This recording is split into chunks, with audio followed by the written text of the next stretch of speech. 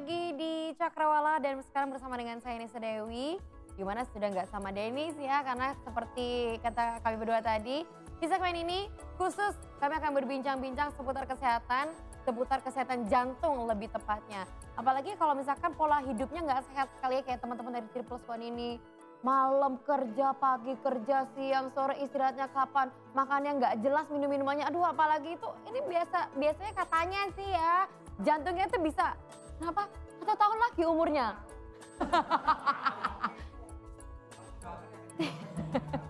Nah itu gimmick settingan, katanya kata produser harus kayak gitu soalnya ya kan, kalau nggak gitu nggak dibayar.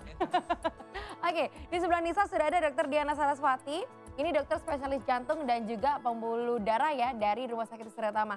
Selamat siang dokter. Udah lama gak ketemu ya, sebulan lebih ya dokter ya. Oke dok, namanya juga dokter spesialis jantung. Berarti kita hari ini khusus membicarakan tentang penyakit jantung. Karena beberapa hari yang lalu Menteri Kelautan dan Perikanan Bu Susi kan kehilangan anak sulungnya. Katanya sih karena gagal jantung. Padahal awalnya sehat-sehat aja. Kok bisa? Ini yang namanya gagal jantung sama sakit jantung ini sama apa enggak sih? Sama. Oke. Jadi gagal jantung itu bagian dari sakit jantung. Sebetulnya sama. Cuma memang sakit jantung kan macam-macam ya. Yang ada penyakit jantung koroner, ada penyakit jantung bawaan, ada penyakit jantung katup dan seterusnya. Tapi gagal jantung itu adalah kondisi end stage atau terminal dari penyakit jantung. Jadi kalau sudah ada statement gagal jantung itu artinya proses penyakit jantungnya itu sudah pada tahap akhir. Ya. Kalau kanker itu ibaratnya sudah Stadium akhir. Stadium akhir. Gagal jantung. Jadi ini biasanya yang apa, pemicu dari gagal jantung ini apa? Padahal kan kayak kalau seperti case dari almarhum putra sulungnya Bu Susi, ini kan katanya yang sehat-sehat aja, kemudian selang tahun baru, ini kan masih beberapa hari ya, tahun baru itu katanya sesak nafas, beberapa hari kemudian udah nggak ada. Nah ini gimana? Padahal awalnya sehat-sehat aja loh. Sebetulnya gagal jantung itu pasti sudah ada keluhan sebelumnya. Tapi nggak kerasa aja ya? Mungkin atau tidak dirasakan atau tidak dicek lebih lanjut. Karena tidak mungkin gagal jantung itu tiba-tiba timbul. Biasanya ada proses yang mendahulunya atau ada penyakit awalnya. Penyakit jantung awalnya itu akan ada. Baru nanti dia akan ada perjalanan penyakit pada titik gagal jantung. Jadi tidak timbul tiba-tiba. Jadi nggak ada kalau kata orang Jawa istilahnya angin duduk. Ya kan tiba-tiba katanya kena angin duduk. Angin duduk itu beda. Beda kalau lagi. Angin duduk itu lebih mengarah ke penyakit jantung koroner. Nah kalau penyakit jantung koroner dibiarkan, tidak diobati, ya lama-lama juga akhirnya jadi gagal jantung. Jantung jadi stadium akhir ya dari penyakit jantung apapun. Oke baiklah, dan jadi faktor-faktor yang bisa menimbulkan gagal jantung ini apa aja dok? Faktornya oke. Kalau faktor itu sebetulnya kami lebih cenderung mengatakan itu penyakitnya ya. Penyakit yang bisa menyebabkan gagal jantung itu sebetulnya semua penyakit jantung. Mau hipertensi, hipertensi juga lama-lama bisa gagal jantung kalau nggak diobatin. Kemudian penyakit jantung koroner, penyakit jantung bawaan, jadi anak-anak kecil yang lahir sudah terkena penyakit jantung, kalau itu tidak jantung ya? Ya, misalnya tidak diobatin dengan baik, arahnya juga gagal jantung. Kemudian, tapi biasanya gagal jantung itu meninggalnya ini ya, meninggalnya itu ada proses sesak nafas. Ada proses sesak nafas, kelelahan, mudah lelah. Misalnya jalan sedikit sudah ngos-ngosan, pasti ada gejala-gejala itu dulu. Gitu. Jadi sebenarnya bisa deteksi seharusnya. Bisa. Cuman orang-orang awam tidak tahu apa yang harus dideteksi. Iya. Nah ini apa yang harus kita sebagai orang awam nih harus ketahui untuk mendeteksi gagal jantung ini dok? Biasanya kalau sudah ada keluhan, terutama keluhan gagal jantung itu sesak nafas ya. Biasanya sesak nafas dulu, ngos-ngosan. Bukan asma ya? Bukan, kalau asma itu ada bunyinya. Ya, gitu? Itu beda.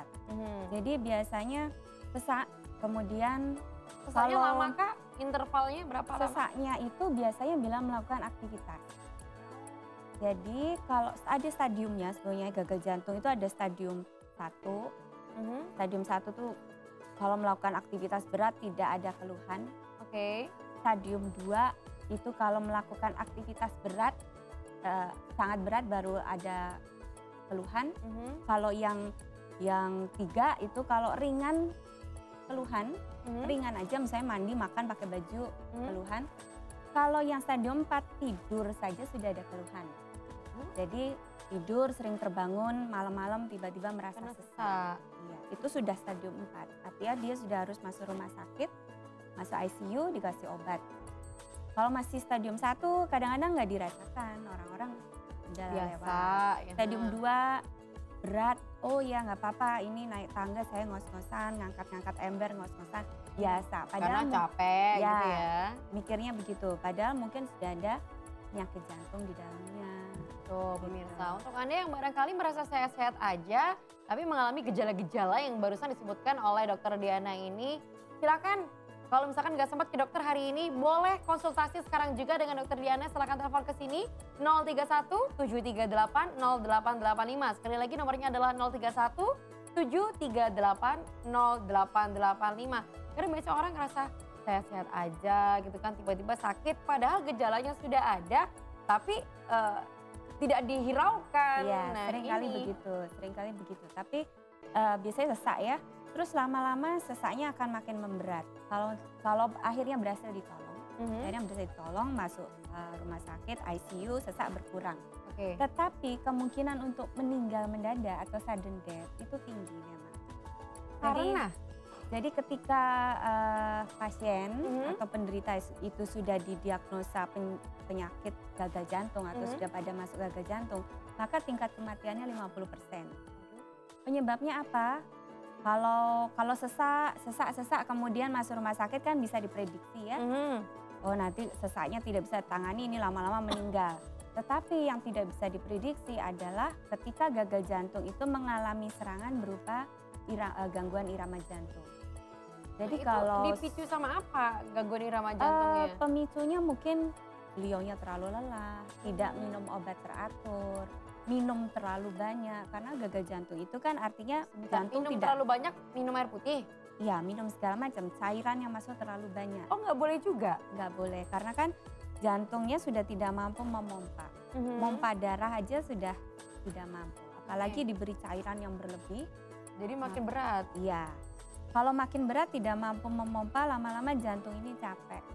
Diam, kalau sudah diam bisa meninggal mendadak lagi tiba-tiba karena gangguan irama jantung. Kalau ketahuan beliaunya sedang dirawat di ICU, ada monitor, ketika itu ada serangan kita masih bisa lihat monitor, oh ini serangan jantung, kita langsung lakukan kejut jantung. Tapi kalau tidak di rumah sakit memang tidak terpantau. CPR gitu?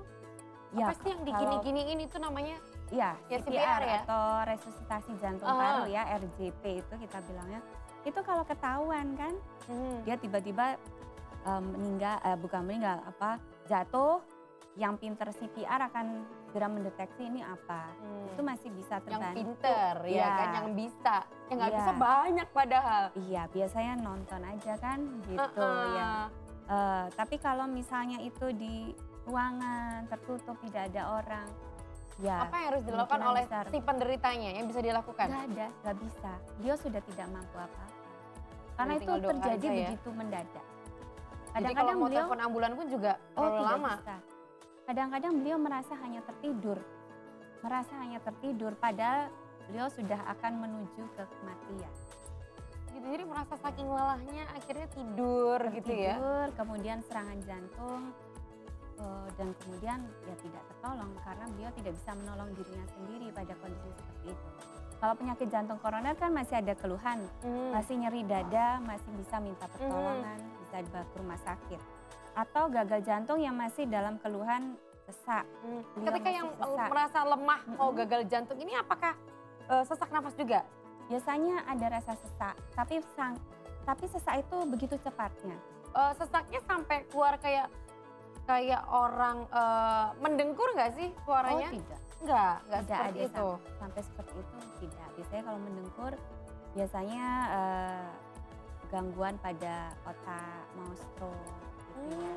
Tapi kalau gagal jantung ini tidak ada keluhan kadang-kadang. Oke, karena ada satu teman saya, teman-teman di televisi juga, ketika dia memang liputan malam terus ya gitu. Ketika datang tengah malam langsung masuk ruang MCR ngadem biasanya kan.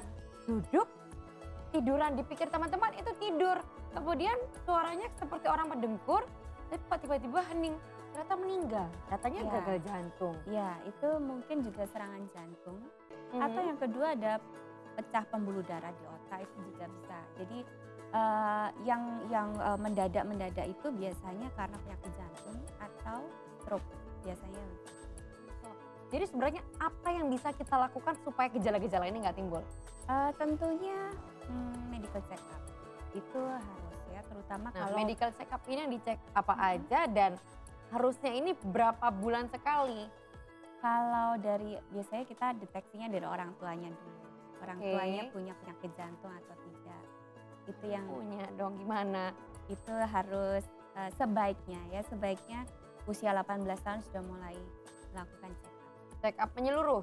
Iya, check up menyeluruh artinya karena penyakit jantung itu pencetusnya macam-macam termasuk kolesterol, gula, tekanan darah tinggi. Jadi tidak hanya check up jantung tetapi juga check up laboratorium, pemeriksaan darah. Kita lihat kolesterolnya bagaimana, apakah ada gula tinggi, apakah kita periksa juga tekanan darah, apakah ada tekanan darah tinggi. Karena itu semua bisa mencetuskan penyakit jantung. Jadi kalau mau ke lab kan kadang-kadang banyak sekali yang harus diperiksa ya. Ini namanya juga kita asing gitu kan kalau untuk orang awam.